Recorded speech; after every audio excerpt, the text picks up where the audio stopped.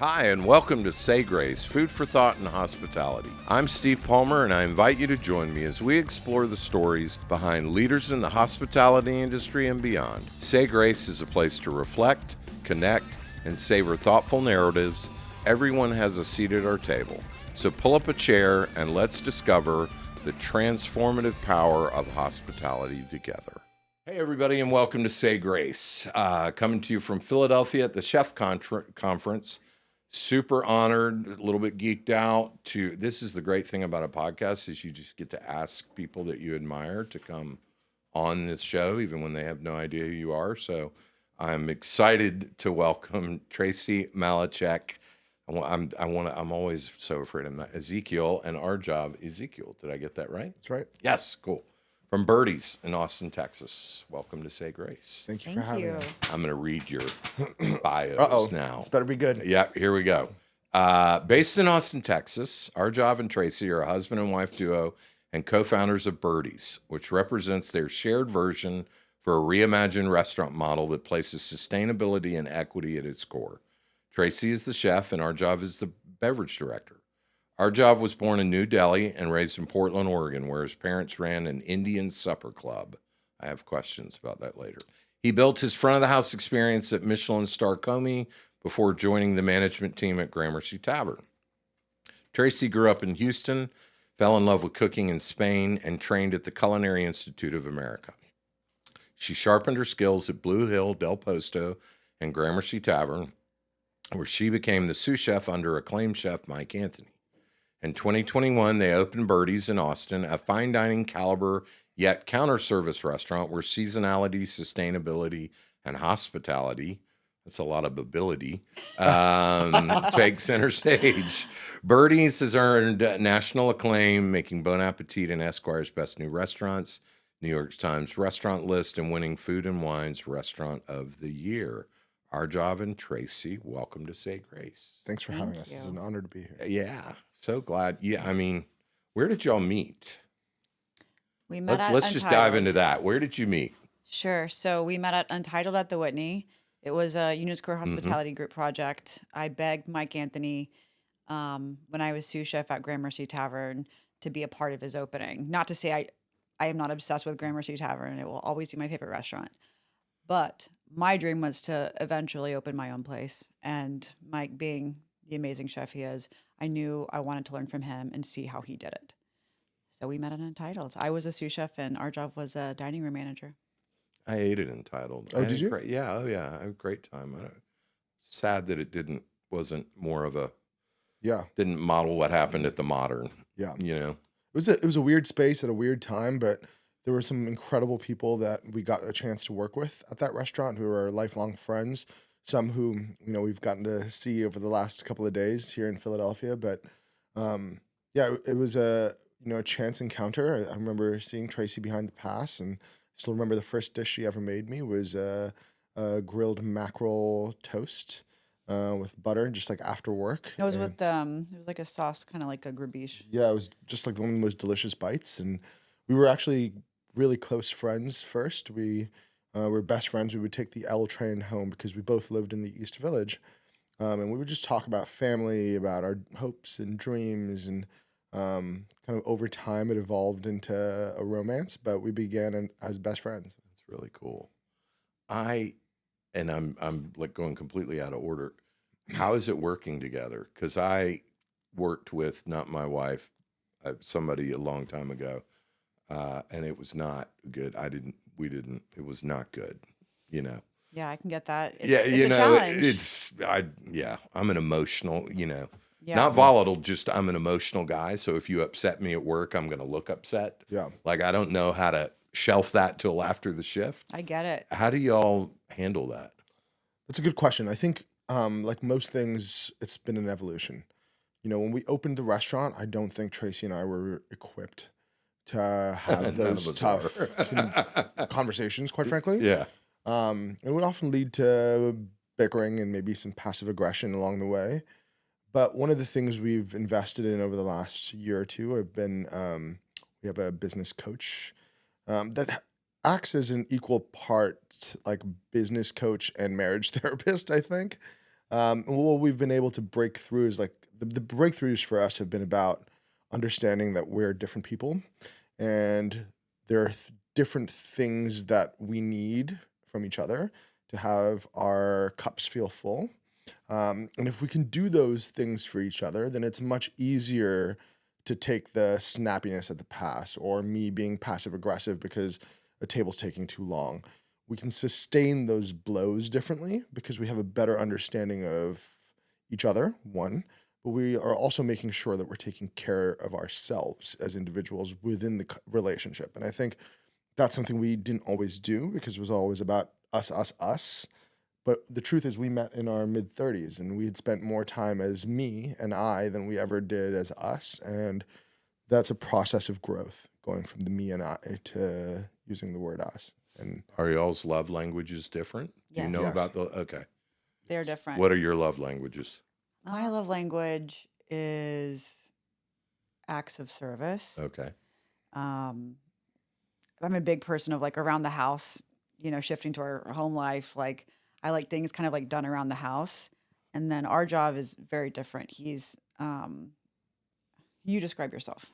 yeah, I would say like for me, like the physical act of love is important. I think and acts of appreciation are really important, like making sure you notice the things I'm doing. Because I think for all of us in some ways, like it's the absence of being or feeling like have meaning in the world that leads to some of that pain, right? So I think we've developed, and it's again, we're far from perfect. It's a process, and I think, but one thing I think the distance we've traveled is, I think we've now learned to enjoy the process and not fight it or resist it in any way.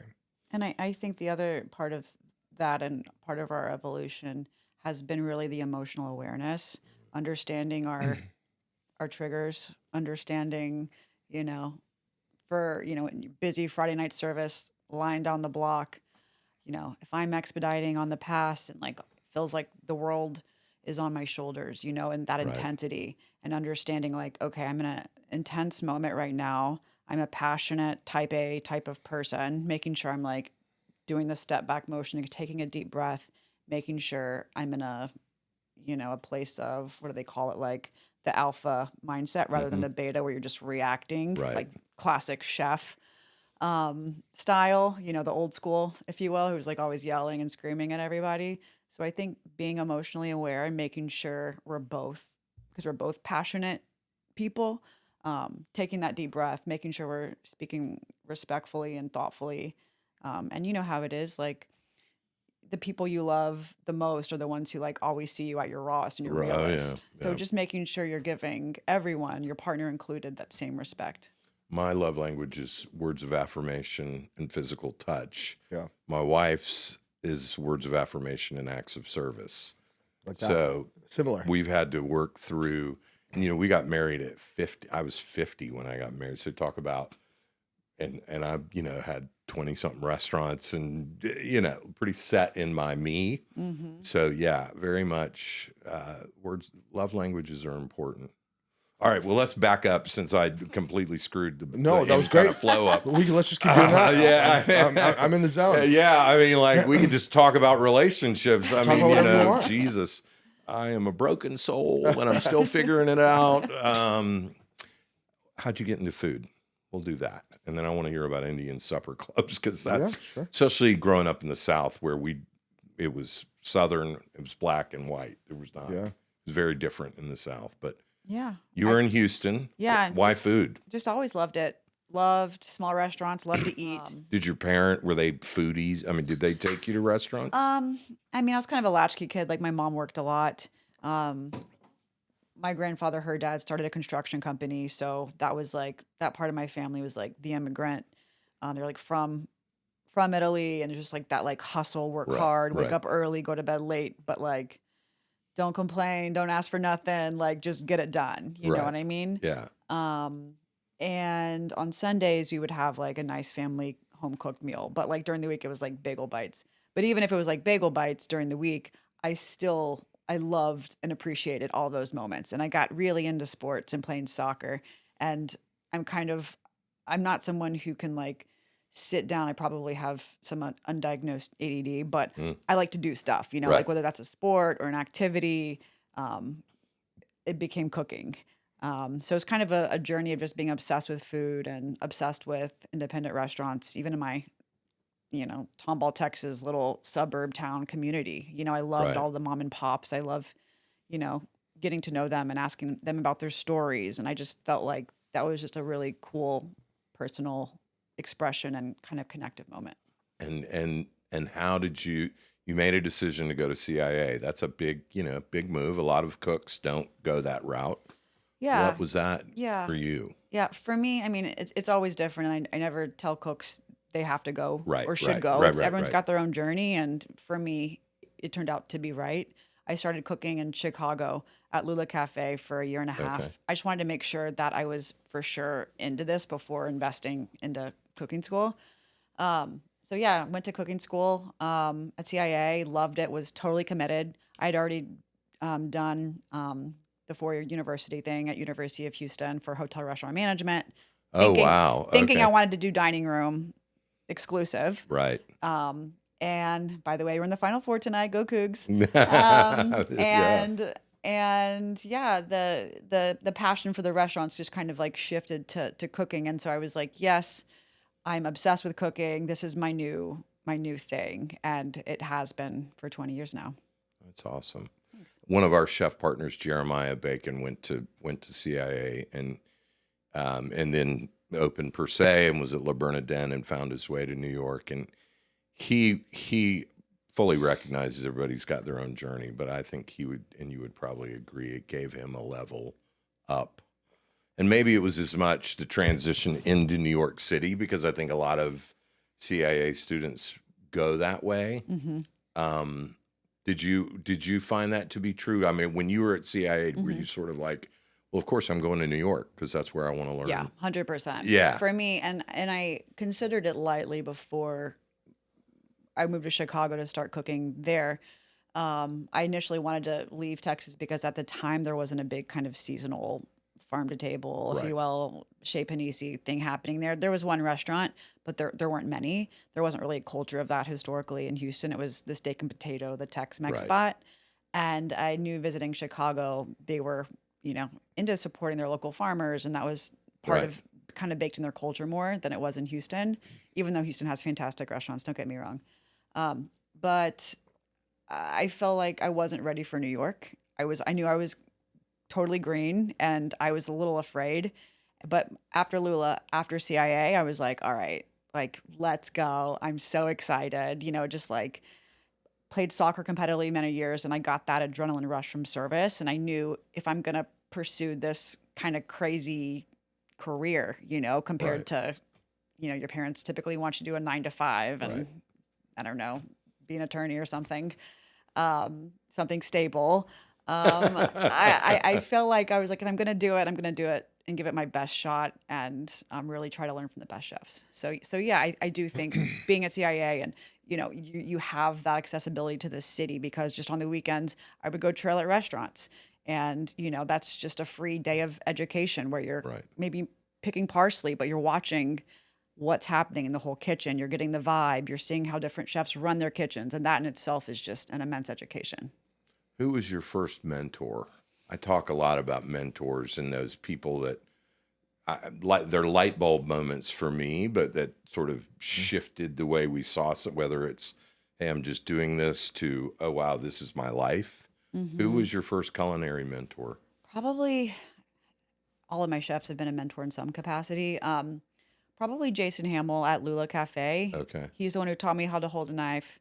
It was Jason and that whole team because he was co-chefs with Leah, his wife and business partner at the time.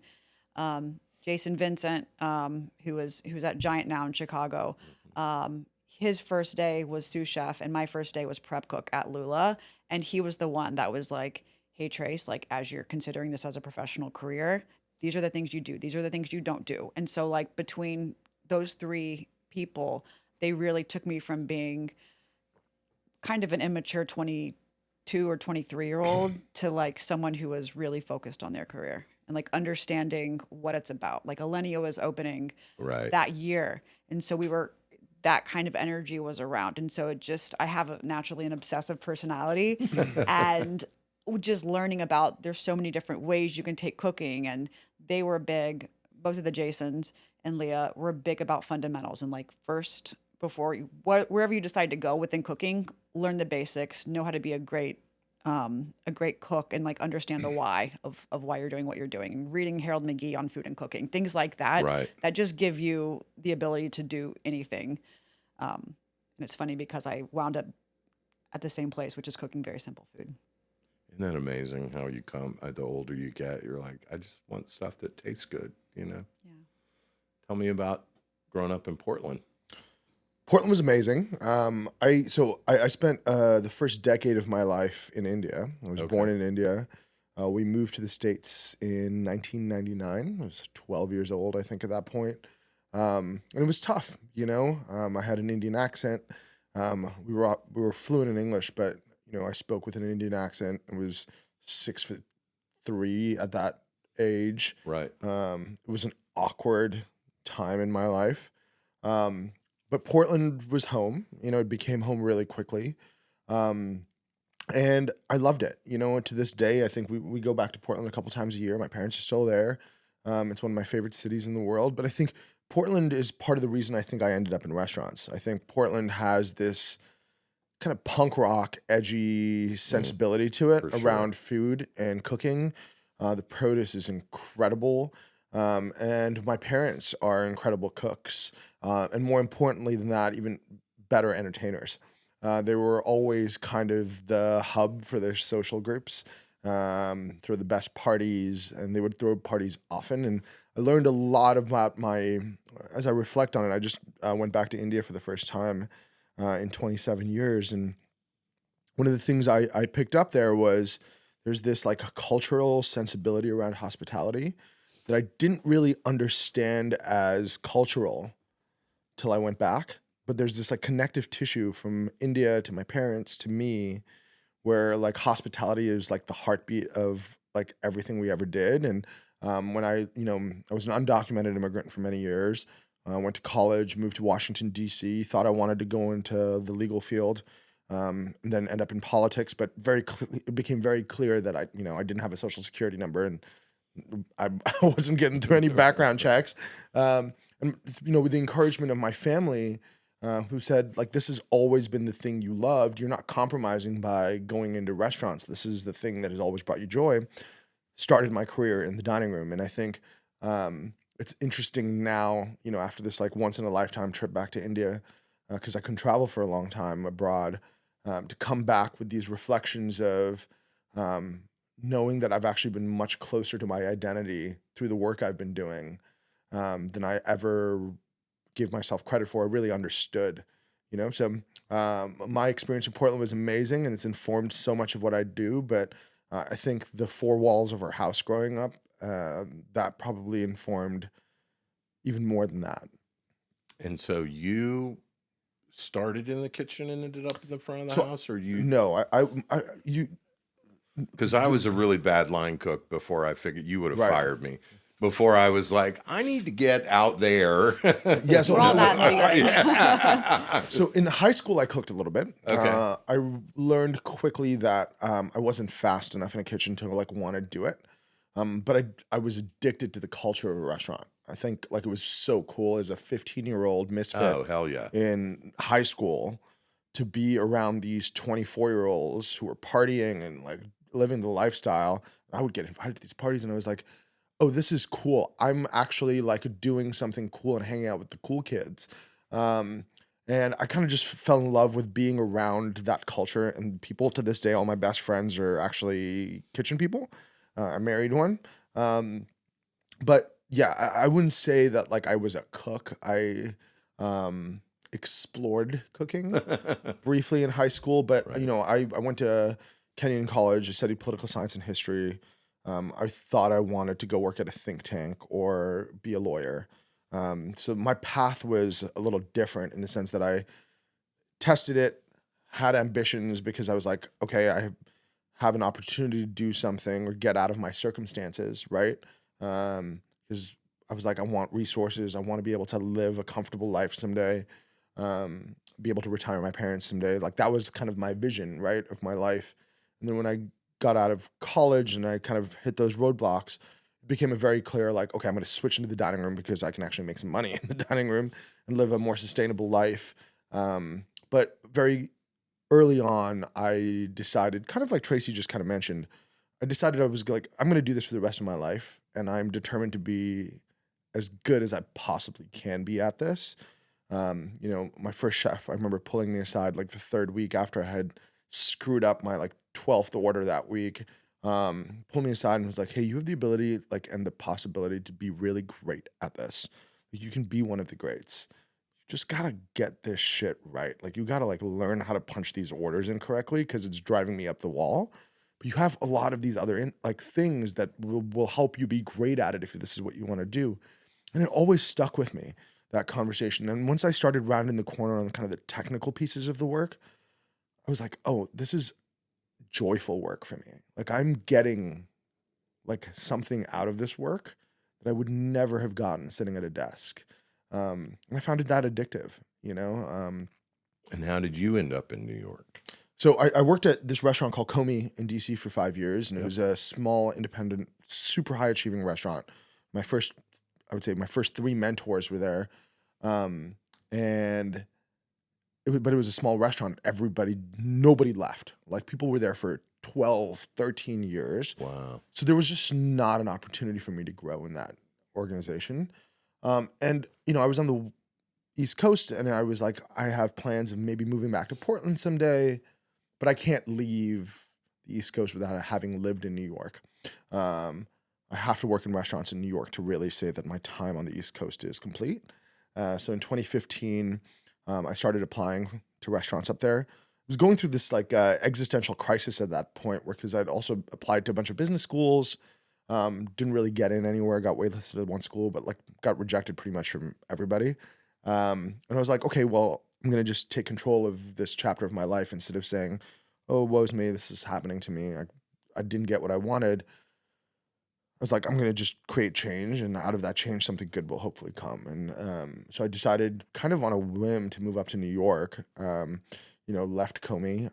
That was a really tough emotional decision for me because it was my life, everybody I knew and cared about were within the walls of those 4 restaurants in my early adulthood. But I was determined to kind of try and play in the big leagues and see how I kind of stacked up, So Danny Meyer was opening a restaurant at the Whitney Museum at that time called Untitled. I cold wrote an email to Sabato Seguria, who then became one of my other mentors. The subject line was pack it in, let me begin. It was a complete this guy's... That's a pretty good subject Yeah, line. I would have read that email. Yeah, exactly. I figured that's how am I going to get this guy's attention? And it was just a plea to just meet with me.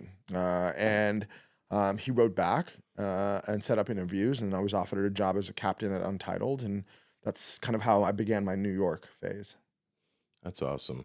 There's so many great people that come out of unions. I mean, Randy Garudi. Oh, man. Yeah. I was in Vegas last week having dinner with Will Guidera. I mean, there's just so many great souls that come out of that.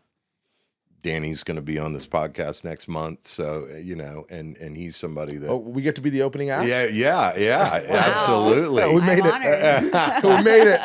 And he's somebody that again I cold called hey, I want advice, and then I started going to Hospitality Quotient as I was I hit 3 restaurants, and I'm had bad imposter syndrome. Yeah.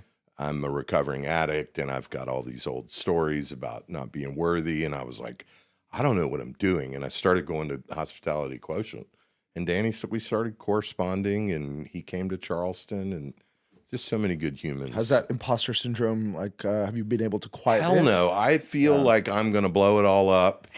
People look at me, and I'm like, because we've scaled big, and I know that, that can be its own, there are people in our industry that don't like restaurant groups. I understand.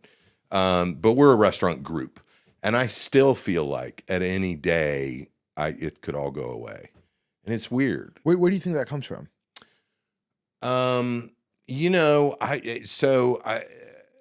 mental health, and I'm going to ask y'all what you think mental health is later, but I've been sober 23 years, so I've been sober a long. Congratulations. Well, thanks. I got sober in '01 when we were not talking about mental health at any level. And I was GM in a restaurant and bad cocaine addict.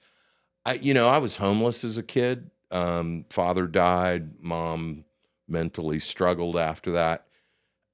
So I have a lot of baggage. And even though it's been a long time, I consciously am like, Steve, there's 30, it's a big company and you pretty stable and the P&Ls look good. And, I'm wondering what this new economic reality is going to look like as we all are. But, I don't know. I feel like I'm going to fail. I'm afraid I'm going to fail. And it's a hard, I see it like, I'm like, okay, that's not a rational thought. Right. Mm-hmm. We've opened restaurants that didn't work and we've survived it. Yeah. So the evidence, as my therapist that I see every Monday, how did this turn into anyway? The evidence would suggest I'm going to be okay. Right. Right. But I still very much have that feeling. I wonder. I've been wondering if that might be a byproduct, at least for myself, of ambition. I think it's for me. It's like you tell ambition. The way I've always framed it for myself is the story you tell yourself of what greatness can look like for yourself. Yes. And in the vacuum, that space between where you are and where you want to be is doubt, right? And I think that vacuum is where that imposter syndrome comes from, for me at least. Yeah. Is the gap between where I am and where I want to be. That, so my sort of, we throw words around like higher calling, higher purpose. Yeah. Simon Sinek wrote the book, Start With Why. We've done like a whole exercise Love with our team about what's your why. And so for me, one of the things is I want to leave the industry better than I found it. Right. Purpose. So part of that scaling is you're running one restaurant, you're doing really well. Why don't you run two? Here's a 30% raise. Right. Now you're making, you're not capped it's a low compensation industry, let's be honest. Mm-hmm. So now you're making more money, you're taking care of your family, and you're new in our company. Hey, you don't ever have to leave. There's a path you can grow there. So, and we started a home loan buying program where we give the employees the down payment to their home. That's sick. Interest free for 3 years. We make zero. There's like 40 people have bought homes now. That's incredible. So that's my why. That's the ambition. Yeah. Can you take a small company with great culture and grow it into a big company without losing the soul of who you are? But I think at the root of what you're saying too, if I'm hearing you right, is like you feel responsible for people. 100. Another Simon Sinek saying it's not about being in charge; it's about taking care of those in your charge. I very much have this feeling that I need the team more than they need me. They can all go get other jobs, right? Mm-hmm. And I feel like I wake up every day like I need to be the leader that they deserve. They don't owe me anything, right? I mean, they don't. And let's face it now, the post-COVID staffing crisis, they can walk out of your restaurant and be hired in the next hour. Right. And in the old days of like, well, if you burn that bridge, I'm going to call that chef. Oh, yeah. We're also damn desperate. Like with that, none of the rules apply anymore, right? Yeah. So how, Austin, Texas, neither one of you are from there. How did we find our way to Austin to? I'm going to let Tracy tell the story. Well, so I'm from Houston, as we discussed, Arjav, Portland, Oregon, and I love the produce in Portland, but there was something about Austin, Texas that I was really fascinated by. For a while I thought I was New York or nowhere, but when we decided as a team we wanted to, not only get married, but open a restaurant together. New York probably wasn't going to be the right place for us. We had dreams of having a dog and a backyard. Right. And, our friends with restaurants there were, the 80, 90-hour weeks. And we really wanted to prioritize our well-being overall. and we wanted to have the space and the ability to do that for our team. And so we looked at Austin, and for me, I looked at Austin like the Wild West, and I still kind of do. Yeah. Texas is my home state. There's a lot of amazing things. There's some things that we really got to work on. Right. But for entrepreneur, there's a lot of positives, and I just felt like there were some great restaurants there, but there was an appetite for more. So I was just pushing the heck out of moving to Austin, and we could not agree. So we flipped a coin on our apartment couch in Brooklyn, and we said, you know what? We are over fighting about this. We're going to flip the coin one time. The closest we've ever gotten to breaking up was like That was it. Where are we going? Wow. And it was head. So we went to Austin. That was it. Where was Tails? Portland, Oregon. Okay. I figured you were going to say that. And don't get me wrong. I do like Portland, and the produce is unbelievable. But I just felt my heart. Austin it was the best right. decision for us. I think it's interesting how like Tracy was right, and I'll say that out loud on the podcast. But it was also like... And you like hearing that? My wife loves. That's her favorite. Every spouse, I'm sure, is like... I love you, Shelby. But I mean... But I think, in some ways it was also fated. I think like the concept we built, the community we've built in Austin is ours. It feels like ours in a way that... we feel so grateful for, like I don't know if we'd have had the same success in any other place. And I think that's a testament to the entrepreneurial spirit in that city, the cultural spirit of that city, and the warmth and love in our community. How'd you come about Birdies? I mean, tell me about like the concept of the name or all of it. Yeah. The inspiration, all of it. I can talk a little bit about the concept. I think, what we signed our lease for Birdies about 2, maybe 3 weeks before the pandemic shut down everything, right? And when we first moved to Austin, I was looking at our early business plans. It was like kind of an Italian Gramercy tavern, like wood grilled vegetables, warm hospitality, but traditional model in a lot of ways. And then the pandemic happened, and there was this conversation everywhere we could hear about the Great Reset, right? Like that was what they were talking about. It was like all these restaurants that survive or are going to be built after this are going to have to change the way we do business. Right. And we thought this would be like everybody, right? So Tracy and I were like, okay, we need to change. Like what are the things we're going to change? And, one of the things we saw coming down the pipeline was like, man, it's harder and harder to operate restaurants in the traditional business model. The business model of restaurants has not changed since antiquity, right? You make a reservation or you walk in, you sit down, someone takes your order, food comes out, you pay at the end and you leave. But everything else in the process since antiquity has changed. The cost of labor has gone up. The cost of food has gone up.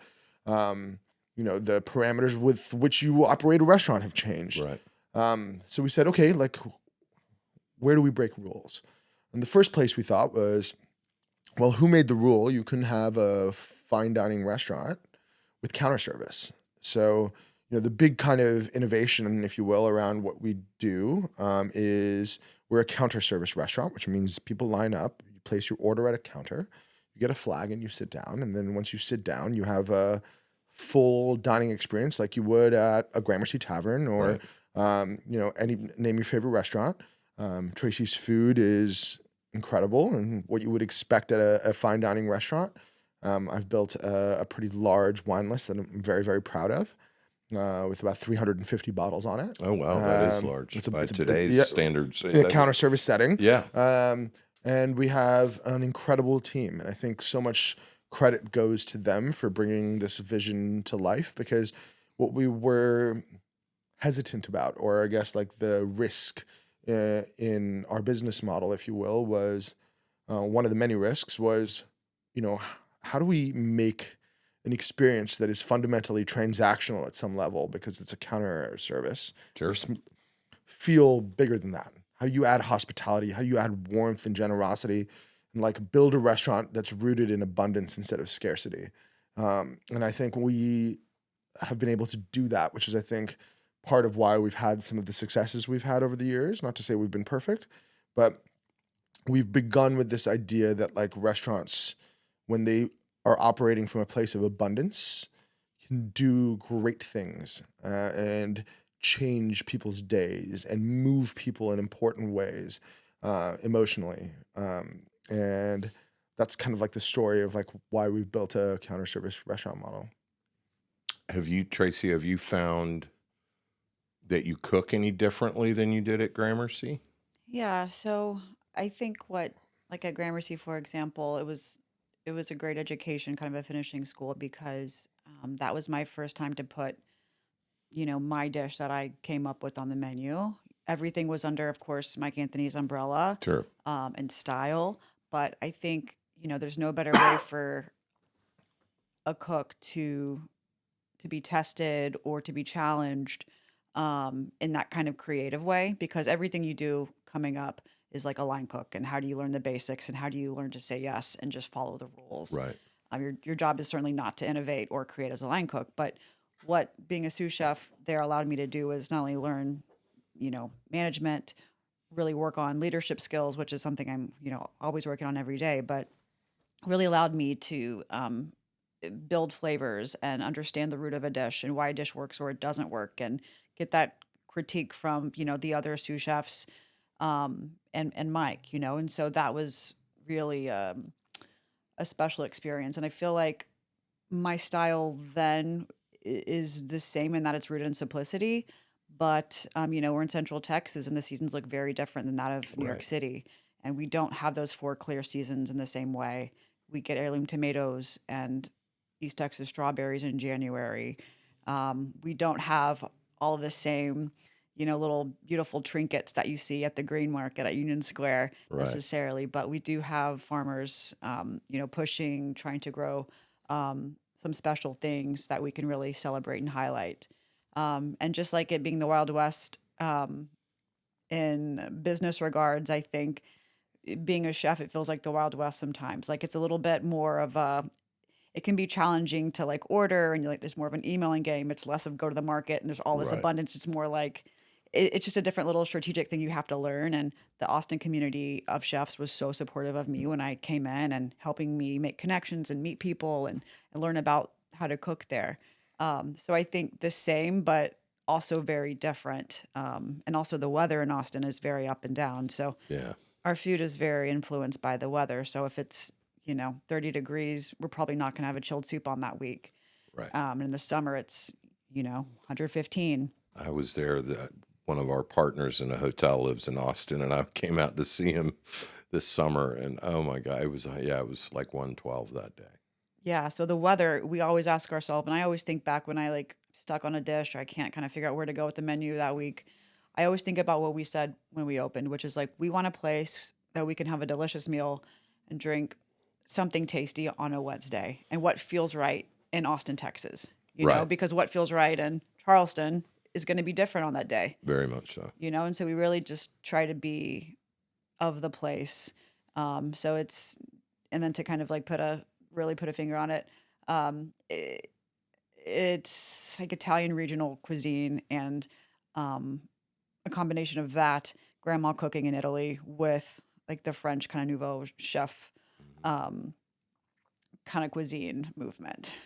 So a lot of clean flavors, less, old school roux based type of French cooking, Right, but still right. very French inspired. What's your favorite thing on the menu right now? It honestly changes every day. I'm like, what's on the menu today? We're in Philadelphia. Yeah. We do. Are there any greatest hits, or does the menu always change? There's only one dish on the menu that has never What is my changed. Beef tartare has never changed. That's the only dish. Yeah. But everything else changes all the time. Yeah, the beef tartare is probably always my favorite dish. I don't typically have a favorite. They're all just like pieces of the puzzle to me. The beef tartare, it's we literally put on the day one. I threw it together for a photo shoot. I did not have a menu the day before we opened. And it's Stressful. yeah, it's local Wagyu that we can get. It's Akaushi is the breed. And it's with smoked shiitakes, Sonora wheat berries, Texas pecans, rosemary aioli, and this long kind of dramatic cracker, carta de musica. Right. And so it's like, Sure. you get to use your hands and eat, and it's fun. I can't come up with anything better than that. So that just one hasn't changed. That's pretty strong. How has so I ask this question a lot. How is opening and being an owner different for you than it was being an employee? Like, what was the biggest?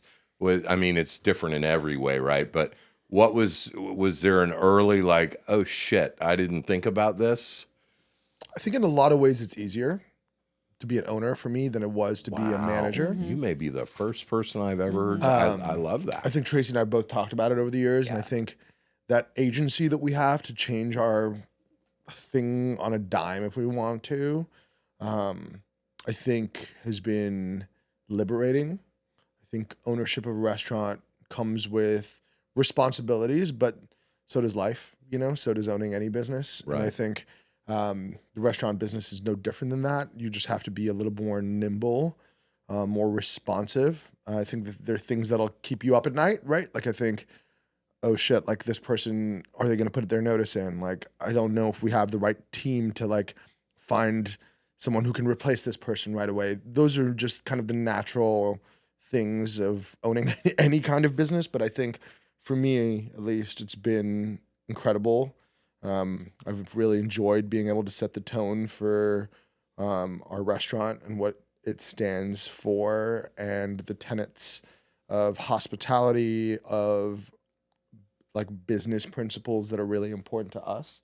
And for us, it always began with taking care of ourselves so we can take care of everybody else in the stakeholder kind of tree, right? I think there have been different versions of these stakeholder trees that people have talked about where it's like taking care of your team, your community, et cetera. But for us, it was like the missing piece had always been like, where does the owner exist in this tree, right? Like, and I think a lot of the toxicity that people had talked about, luckily, is mostly in the rear view mirror now. For us, like that, the thesis of why we opened Birdie's the way we did was we thought a lot of the toxicity came from the pressures of running a restaurant every single day and ownership not having the space to do the things that they needed to operate a business well and build a great culture at the same time. And for us, it's like, okay, let's start with taking care of ourselves, put the oxygen mask on ourselves so we can help everybody else. Right. So we said when we opened, we want to open only 5 days a week.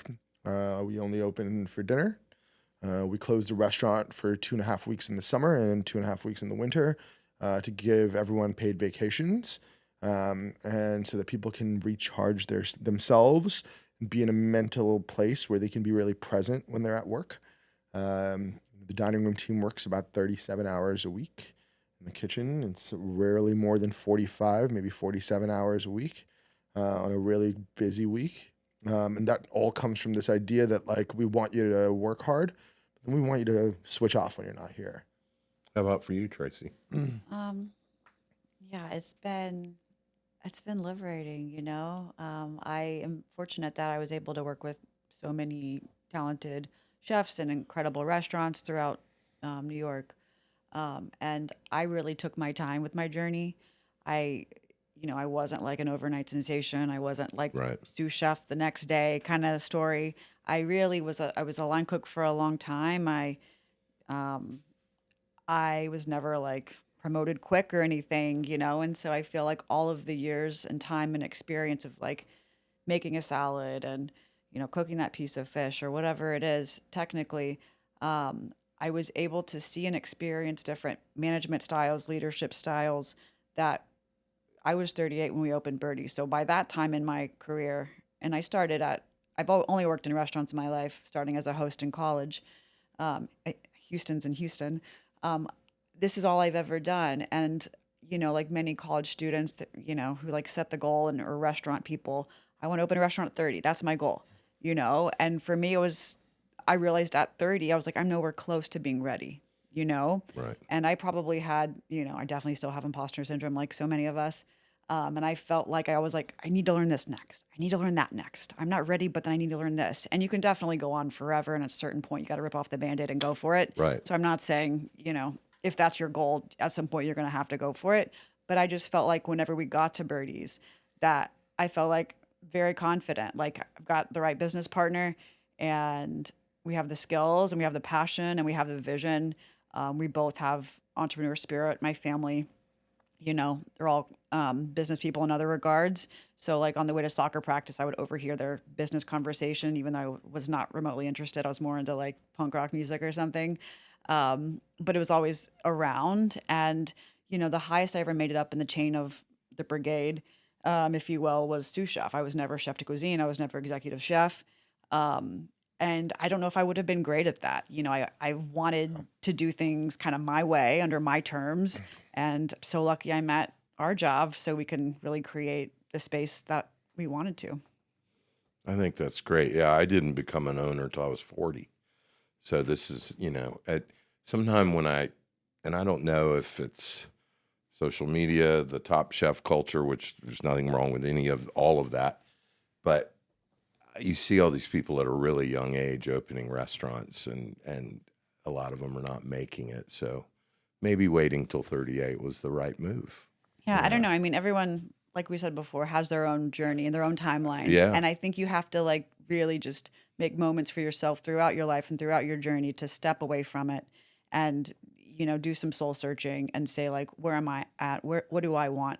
What are my goals? What does my vision of success look like? We have a toddler, and right now I spend the mornings with him, which is the most amazing thing. I could be a gazillionaire and it wouldn't matter if I couldn't spend the mornings with my son. Right. It doesn't matter. He might be our only child, and it feels so, it's just everything, to have that time with him. And so I think, and when he'll go to school in a few years and I might get my mornings back and things like that. But right now it's like in this chapter, that is what brings me fulfillment and joy. And then in the afternoons and the evenings, I get to be with my team. And then I rush back most nights to put him down for bed, And so I think, every few years reassessing, like, what do I want in life and what's going to bring me joy and how do I make that happen?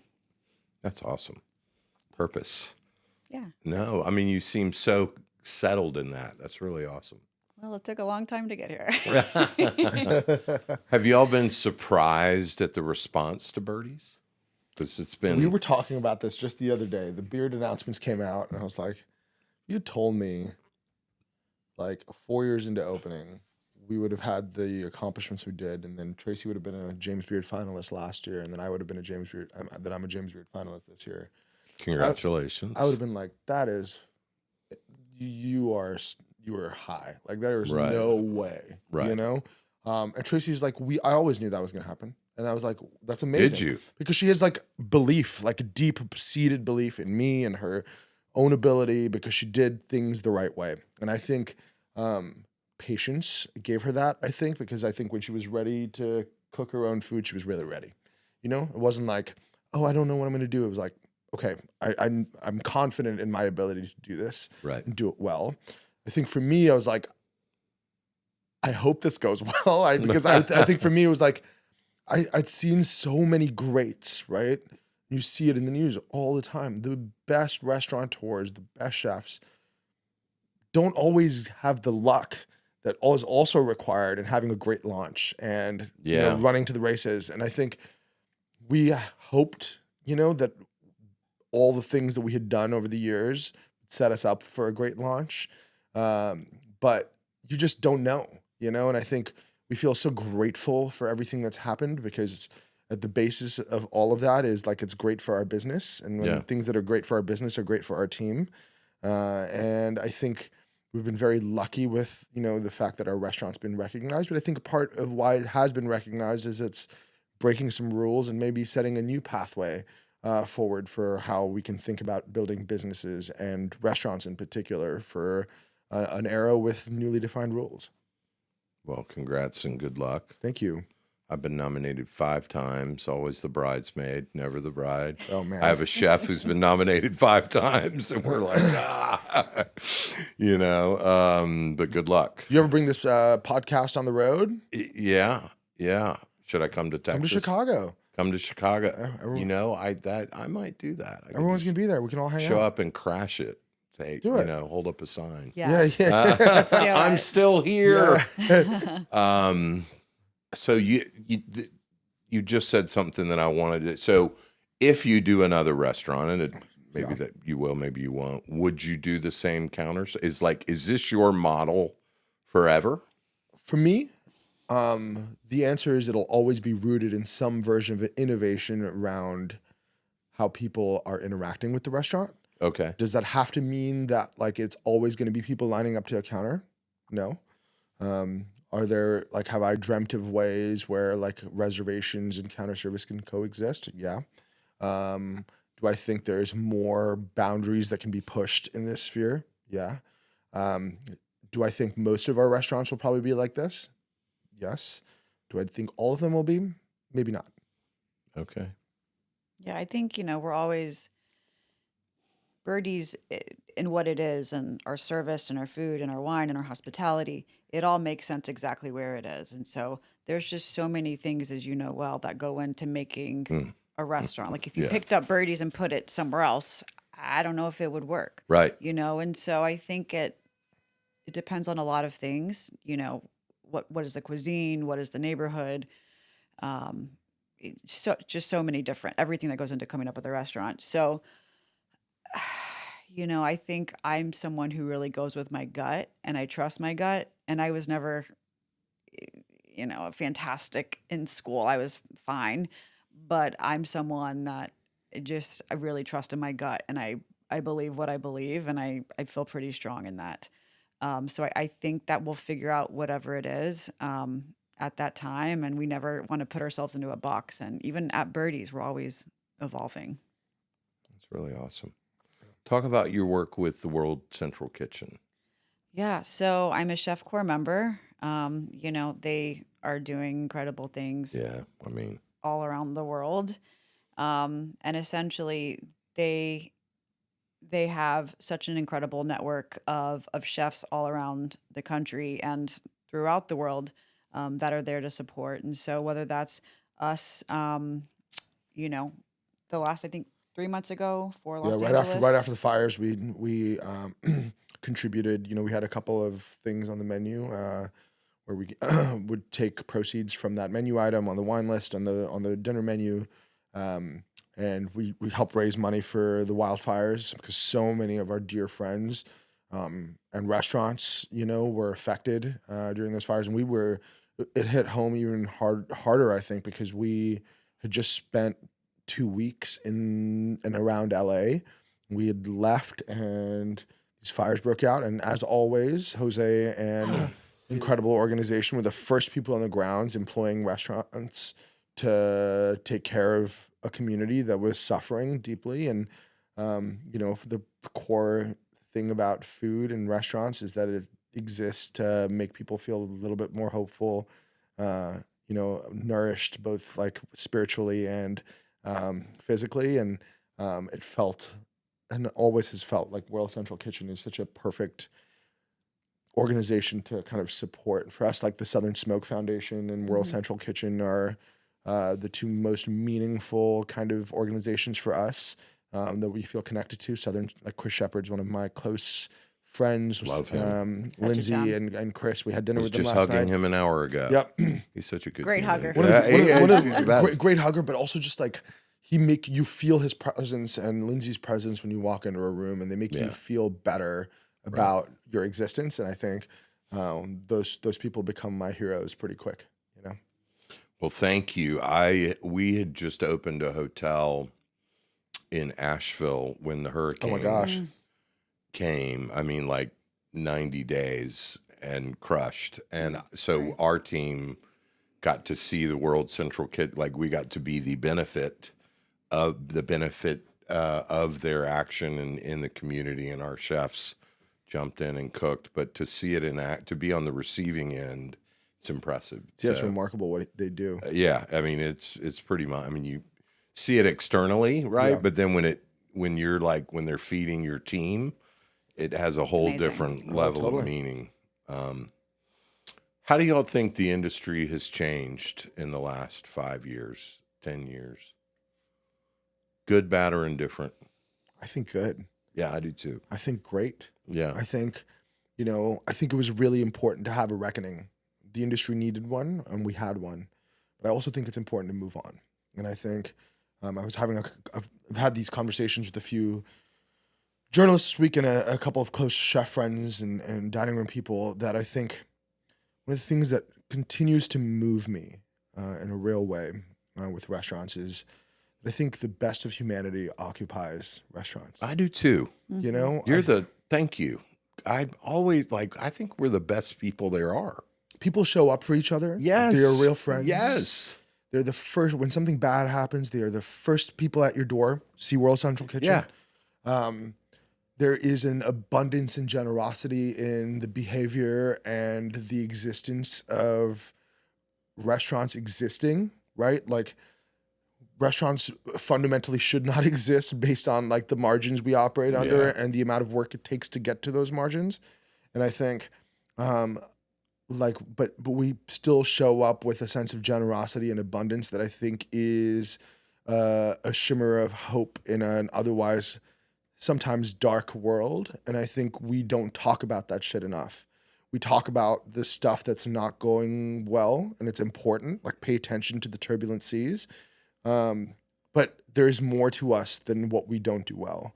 And I think it's really important that we as an industry start talking about the greatness that exists within the four walls of every single restaurant and every single community in this country, especially because restaurants have something to say. And they are the thing that nourishes our society and our souls when, you know, everything else hits the fan. So I'm a big believer that what we do is deeply important. I think hospitality is going to be the most important piece of any restaurant, any business over the next, 20 years as AI captures more and more kind of jobs. Right. Restaurants are going to be the last place that people can have real human interactions. And I think we need to be talking about the importance of restaurants, not just to our economies, but to our societies. I think it's really, really important. I think in the past 10 or 15 years, I guess kitchen specifically, because that's kind of my world, I think things are definitely getting better, and as, Me Too, and so many things have happened over the past decade that have made change on many businesses, but focusing on restaurants and kitchens, I think it's cool to see, the way we speak to each other is a little bit different. It's a little more thoughtful. Yes.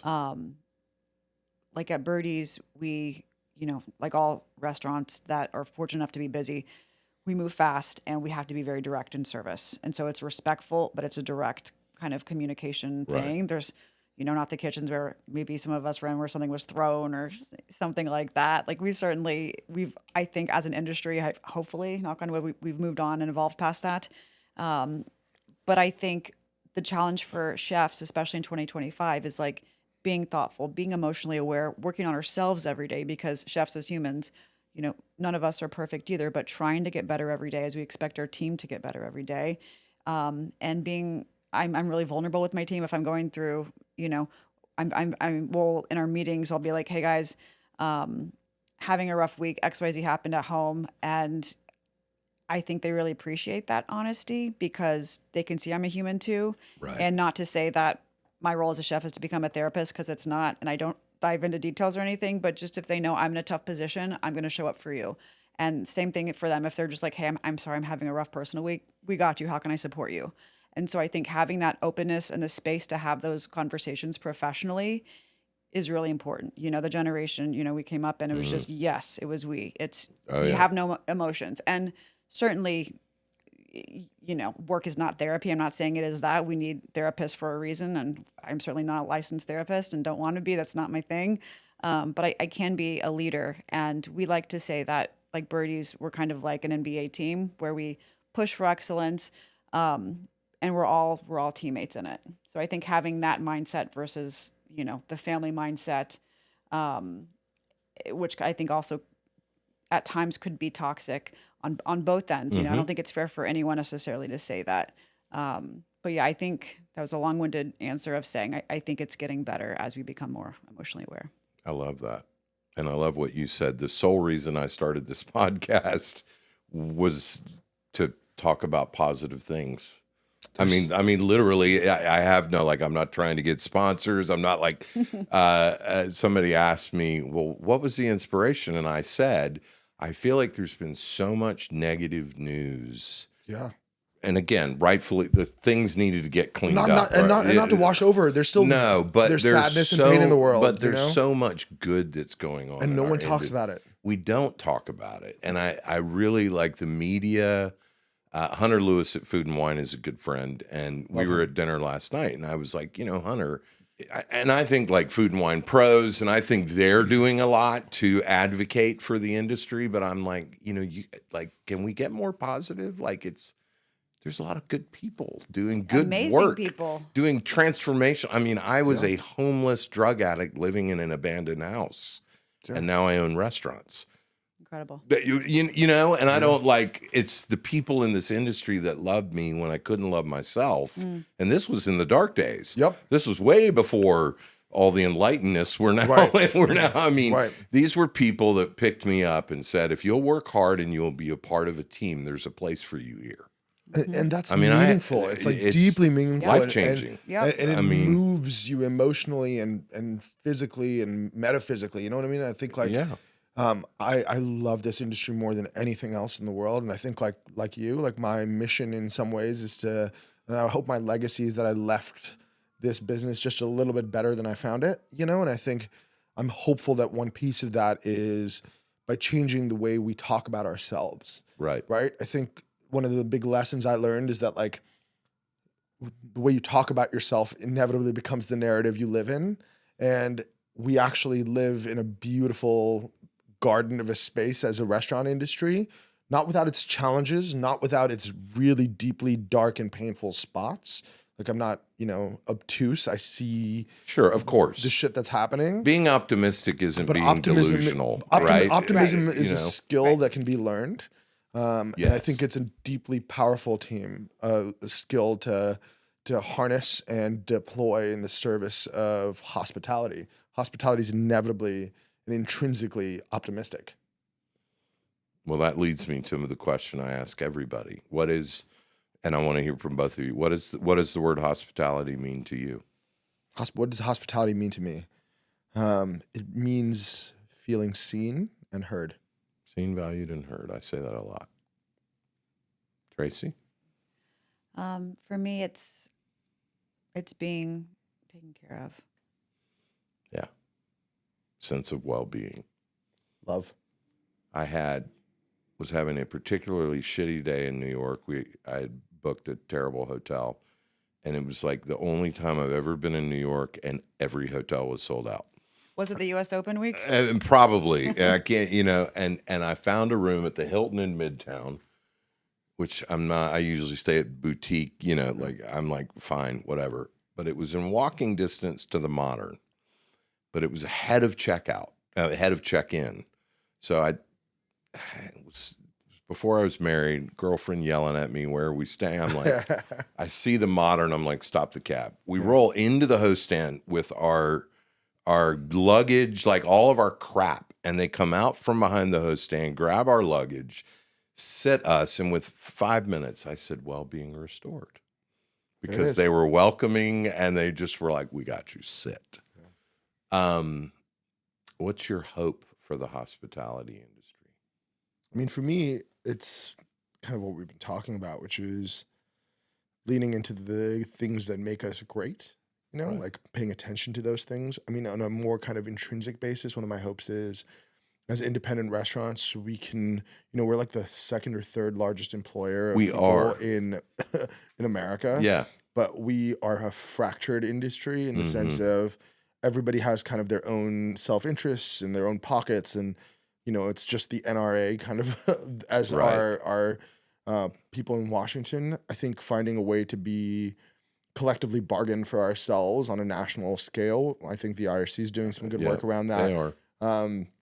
But having that be a bigger and bigger and bigger piece of what we do, because we are an engine for the economy. We are often the first job anybody ever has.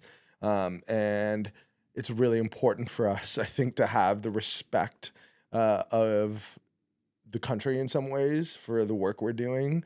And that respect, I think, begins and ends in Washington, D.C. And I hope we can get that. I love that. My hope for the hospitality industry is that we can continue to professionalize it. Yes. And it can be a place where people can have a meaningful career. And it's not just a stop between other things. It's not transitory. Yeah. It's not the thing you're doing till you figure out the What thing. you're yeah, doing. Yeah. And I think it's on us as owners and operators to ask ourselves, how do we support that? 100%. And how do we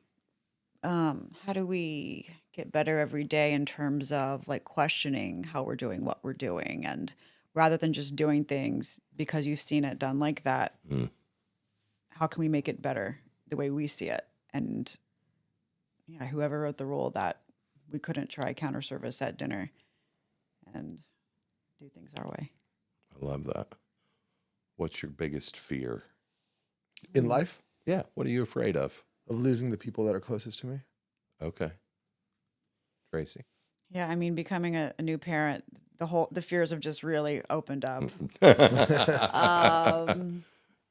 Something about bringing life into the world. It makes you realize your own mortality and the mortality of the people around you. Yeah, sure. Yeah, and someone who's, functioning with anxiety, I think for me, I have more fears than they can. I don't have more fears. I have fears that can kind of get out of control, and so for me, I just have to stay in this place of gratitude. We've got the tariffs happening, and there's so many unknowns about it, and our Right. business and our livelihood.